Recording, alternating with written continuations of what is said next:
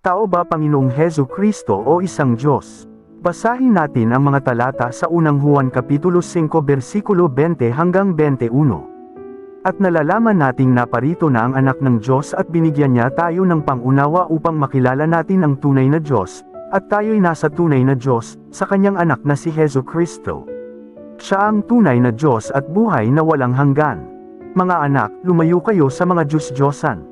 Sa versikulo 20 dito nila sinasabi na ang tinutukoy sa talata ay ang Diyos Ama hindi si Hesu Kristo, pero kung ating susuriing mabuti si Jesus ang Diyos at buhay na walang hanggan, ang talatang ito ay hindi ayon sa Ama dahil si Hesu Kristo lamang ang bumaba sa lupa na anyong tao.